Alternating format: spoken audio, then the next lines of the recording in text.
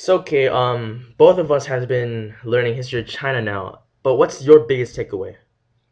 Okay, well, what really interested me over the course of Chinese history was the replacement of the Shangdi, the deity Shangdi, by um, the moral principle Tian. Well, this is a brief summary, but the reason Tian replaced Shangdi was because King Wu wanted to replace the corrupt king of Shang, Zhou Xin, and at the time during the Shang dynasty, Zhou Xin was the king was the only connection to Shangdi, the deity, right? And through the means of ancestors, the king was able to communicate with ancestors, who in turn would communicate with Shangdi, who in turn would give the people prosperity. And by killing the king, Zhou Xin, the only connection would be lost, thus plunging the people into suffering, I guess. So what King Wu did was in order to justify this, he decided to completely get rid of this deity business, I guess. And in order to kill Zhou Xin, he changed Shangdi into Tian, a moral principle not a who, but would govern the rulers and make sure they're not corrupt. And when they are corrupt, they would replace them, the corrupt ruler, with a new ruler. And thus, Shangdi was replaced with Tian, and Zhou Xin was rightfully killed, I guess. Not rightfully, but yeah. In the view of the Chinese people, he was rightfully killed, or overthrown. Overthrown. Overthrown, yes. Okay. And that put an end to the Shang dynasty, and it marked the beginning of the Western Zhou golden age, I guess. Yeah. Mm. So, do you have any more examples of this like dynastic cycle that you were talking about? Yeah. Well, obviously, the first example is Zhou Xin himself, who was the first victim of the Tian cycle, the dynastic cycle. Mm-hmm. Well, another example is this emperor, the last king of Western Zhou. This king was fond of a particular concubine, and he wanted to make her pleased, make her happy. And one day he found this out accidentally. One day he called out. He thought there was a surprise attack from the north, from the barbarians. And he told his comrades that they were coming, and they told him to protect their nation. Well, they went out, and obviously the barbarians weren't there because there was a mistake. But the king discovered that the concubine was kind of pleased with it, so he did it multiple times, and it made the concubine smile. And so he kept on doing it, and that kind of made the people think that he was a corrupt ruler. He was unjust. He was a joke, I guess, you know. Mm. And so Tian, the moral principle, seeing that the injustice was made, he was replaced with another ruler. Well, in this case, he was the last king of Western Zhou, so it put an end to Western Zhou, and it marked the beginning of the Eastern Zhou. I guess it was like injustice. I mean, it seems kind of like it makes her happy, so I might as well do it over and over again. Yeah. And everyone's just like, oh, screw you. So it's the kind of corrupt. Yeah, I mean, it's corrupt in the sense like he's trying to please just one person, where as a king you're supposed to please everyone. And speaking of corruption, it's usually in the dynastic cycle. It starts out with a normal ruler, and somewhere in the middle, it's like a perfect ruler. Mm-hmm. It's like a golden age, the peak of the wave, you know, and then it kind of deteriorates, and eventually the last corrupt king, usually sometimes the son of the great king, he is so corrupt that it puts an end to his dynasty. Mm-hmm. Yeah. This isn't an example of man in heaven itself, but another connection I wanted to make was the Han synthesis, which King Wu Di of the Han dynasty obviously made. Wait, okay. Yeah? Yeah, can you stop moving, please? Oh, sorry. Sorry. Oh, okay.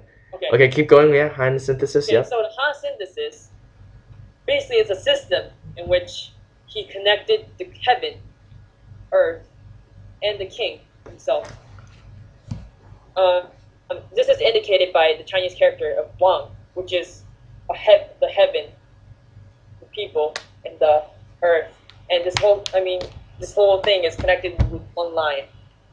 So basically, in this system, the king is kind of blamed for every single natural disaster that occurs. So basically, for example, when an earthquake occurs, the emperor is suspected of having a corrupt rule. Basically, natural disasters equals disruption of heaven, which means the full connection between heaven, king, and earth is disrupted, which leads to the inference that the king is unjust. And the reason I thought this connected to the mandate of heaven is because they both kind of they're both kind of a flow. They're both kind of a cycle of rulers getting overthrown, and then the rise of a new ruler. Going the man in heaven, it's the moral principle, it's the corruption, and in the Han synthesis, the king is even blamed for natural disasters. So they match, they pull together, and in total, they overall govern the ruling force, I guess. And speaking of this dynastic cycle in which the ruler is overthrown if it's unjust, and then a new ruler rises, it reminded me of Taoism in Chinese culture. You know what Taoism is, right? Taoism, it's that symbol, isn't it? It's like that circle symbol with yin and yang. Yeah, and it's the no preference, the natural flow. Well, an example of it is how in human life, a human is born, then lives life, then dies. And it's all supposed to be a natural cycle, and the person is supposed to have no preference, just live life as like a water flows through the stream. And they even describe the 4 seasons to be kind of Taoist, because the 4 seasons flow naturally all year round, and it cycles forever. Well, basically, the same thing. The dynastic cycle, the mandate of heaven, kind of governs the whole thing, and makes sure that when a corrupt ruler is the king is the emperor is blamed, is suspected to be corrupt, then he's replaced, and the whole new cycle begins. Oh, so history in China at least is circular in the sense that it always rises and then just falls down, rises, falls down. Yes, kind of like the waves Mr. Burrell talked about. Yes, yeah. Kind of. And speaking of governing the ruling force, I connected it to legalism as well. And the way in which the moral principle practically governs the ruling force, the Qian kind of looks over the ruling force, right? The emperor. He kind of makes sure that the ruler is ruling justly. Not just. That's not really a word, but like his rule is not corrupt. And the way in which Qian keeps on governing them is legalistic, which is an aspect of Chinese culture as well. Do you understand what I'm saying? Yeah. Keep going. Let me just make an example of this. So basically, if you don't want to get going to jail, right? You don't commit crimes like smoking marijuana or opium in China's sense. That's China's sense. Okay, so basically, the people can be symbolized by the ruler. And so, if he doesn't want to get overthrown, he has to follow the moral law of Tian, and he has to follow it in order to prevent himself from being overthrown. And the smoking of marijuana or opium, the crime that people commit to be sent to jail, is for the king, is being the corrupt ruler. So if his rule is corrupt, his rule is corrupt. He is overthrown. Do you understand? Mm-hmm. Okay, and lastly, well, obviously there's Confucianism left out of the three, Mm-hmm. which is the major aspects of Chinese culture. And I guess I'm not exactly sure about this one, but the way I thought the way in which rulers replace rulers, I guess it's kind of ritualistic, just like Confucian values. Like so many times, so many dynasties, it's the same thing. It's like practicing over the same thing over and over again. You know, Mm-hmm. Tian kind of practices the overthrowing of a ruler and replacing it with another ruler as kind of like ritualistic rites. You know, Mm-hmm. you understand what I'm saying? Mm-hmm. Yeah. Yeah.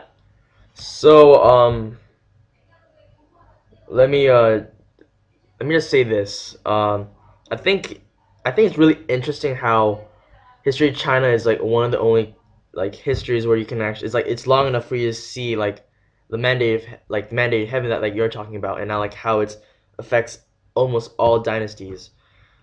And it's really interesting how instead of like in history or history is linear, it seems that in history of China it's more of a like, circular. It's like a cycle. Yeah. So that's what I think is really interesting. So is there anything else you want to say, Kay? Yes. Just to make sure you guys understand how significant this mandate of heaven and this dynastic cycle is, I just wanted to point out that if it wasn't for the mandate of heaven, if mandate of heaven didn't start, China may still be suffering from the injustice rule of dictators. Because after all, the mandate of heaven is responsible for keep making sure that China is under rightful rule, right? Mm-hmm. So going back all the way back to King Zhou um, if King Wu didn't really think of if he didn't invent Tian, then who knows, Zhou Xin's dynasty might still have been in rule, and that would be really bad because he was extremely corrupt. You know, Mm. you understand? Yeah, I understand. Yeah, even today, China could be suffering from injustice rule had it not been for mandate. Okay. Yeah. So, TJ. Yep. What? Okay. What? Is there anything else you want to say, or is I think you pretty much said everything you wanted to say. What is there anything else that you want to mention? No, I pretty much covered it up. I kind of connected mandate of heaven and the dynastic cycle throughout history over basically. Yeah, I just wanted to make sure that you guys understand its significance. And in addition, mandate of heaven does apply for many of the dynasties that occur throughout China, with the king being basically, it's usually the king being corrupt at the end of the dynasty, and obviously the Tian overthrow. Not really Tian, people who basically follow Tian, they rebel. Mm. Yeah, and the king is overthrown. Yeah, this is super. All right. See you, Kay. Thank you for the interview.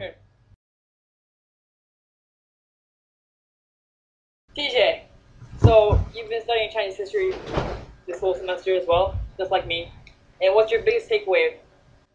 Well, personally, my biggest takeaway is the different rebellions that happened during like Chinese history. So the most interesting one I think are the peasant rebellions, which have something to be like associated with religion. So let me give an example. So during the Yellow Turban Rebellion, which was a peasant rebellion, it was during the Han Dynasty where the peasants rebelled against the government because there was unit corruption and the government wasn't really doing anything about the peasants suffering, was that famine, and they're getting like taxed upon really heavily, and the people were sick about it.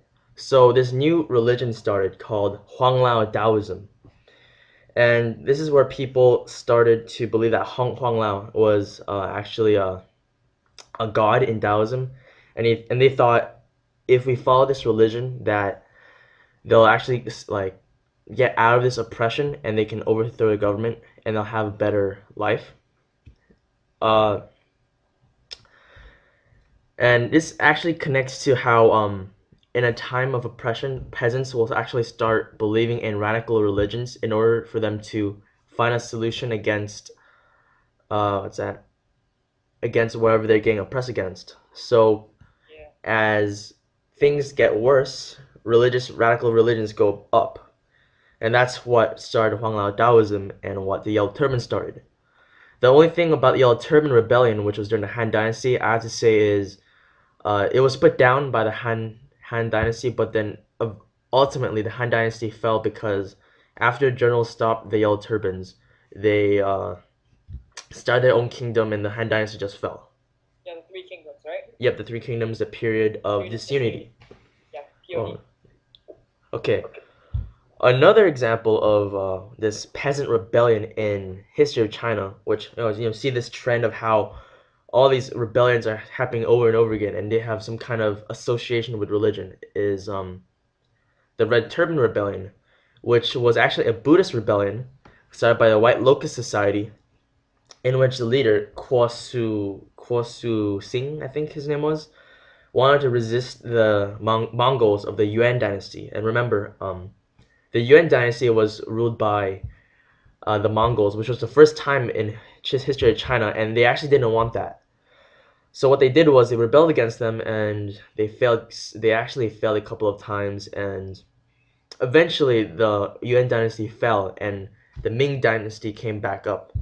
So you can see another pattern in how a religious rebellion was started because people were unhappy of how their social standings were, and they used religion as a justification to start a rebellion against the government. Yes, I can kind of connect this to how King Wu used religion. I mean, the change of deity to justify his killing of Zhou Qin, right? Zhou Xin, yeah. The Zhou dynasty There's were a lot of like justification going on for Chinese history, like all of these rebellions and even the killing of Zhou Qin and stuff. yeah. I mean, you gotta remember that Chinese history is like tons of thousands of years, whereas in America it's like only a couple of hundred right now. Not like Not even 1,000 yet. max. No, 300, man. No, I said not even 1,000. Yeah. Okay, and Compared to Chinese history, which is 3,000. 3,000 years. Yep. Yeah. So I think another good example would be the Taiping Rebellion, which was actually a Christian rebellion, and it was actually right after the Opium War. And there's this guy, this crazy Chinese guy named Hong Xiuquan, who got a bunch of followers, and they thought, hey, we should start our own kingdom, known as the Taiping Heavenly Kingdom. So they rebelled against the government and started their own kingdom, and that obviously started disunity within the kingdom. And ultimately, the Qing dynasty, I believe it was during that time, put down this rebellion, but then it didn't come without a cost. I mean, Yeah. if you see all these rebellions, it cost thousands of lives. Like it That was the killed. last. Yeah, even that it put an end to the Qing dynasty, right? Yeah, it put a That's the king. last Yeah. dynasty of Chinese history. I mean, thousands of people died, and that was not a good thing. And what's really interesting is if you see Chinese history today, like you see the past, right? You can see Yeah. like all these religious rebellions and like it just caused so much bloodshed. And yet you see like countries like America, which only has a couple of 100 years of history, say you should give religious freedom to people. And China's like, hell no. Have you seen our past? I mean, they suffered so much because of religion, and that's why they don't give a lot of religious freedom, such as Tibet. Yeah, because they messed up when they allowed religious freedom, right? Yeah, and another point is you can going back to what I said about those three different rebellions: the Yellow Turban, the Red Turban, and then the Taiping Rebellion. they're actually like a couple of hundred years farther apart. So you can see this like trend in the history of China where a dynasty will be corrupt or just isn't making their people happy, so that when they feel unhappy, they use religion as a way to alleviate themselves from this suffering, and then ultimately rebel against the government. So, a good example of that would be the yellow turban one, and then the red turban, and obviously the Taiping. Yeah. And what else? Now let's say the government didn't do anything to stop. Let's say the Yellow Turban Rebellion, like no one stopped them. Like the Han Dynasty they just didn't do anything. Today, China would be seriously really different. It would be radical if you ask me, because Huanglao Taoism is a pretty radical religion, and had no kingdom stopped, this rebellion, you'd see China be really radical, really religious, in a sense, that it won't really, it's only be one religion. But then what's interesting is, like America, they still think China is radical because they're saying, oh, no religious freedom. Yeah. But they're saying, dude, look at all their like rebellions that we had in the past. Obviously, we're not gonna give religious freedom to everybody. So the Tibetans are kind of angry about it. They're doing protests. They're setting themselves on fire. Yeah. But it's justified. I mean, it's interesting how other countries are kind of saying China is a bad example of like is a good example of preventing freedom, but I think I understand China. I mean, all these rebellions just really uh justifies them, and they ultimately I think they started this because they didn't want to repeat history. So Yeah. they didn't want to repeat history, which is something that a lot of countries would also like. America wouldn't know that, obviously, because it hasn't been long enough for it to be established nation. Right? Pardon? Not enough years experience. Yeah. I mean, it only had like only a couple of wars, like within itself, whereas in China had multiple thousands of wars within Yeah, itself. I did learn from stuff like racial inequality and stuff, but that's about it. Oh yes. Not making fun of them. But Okay. And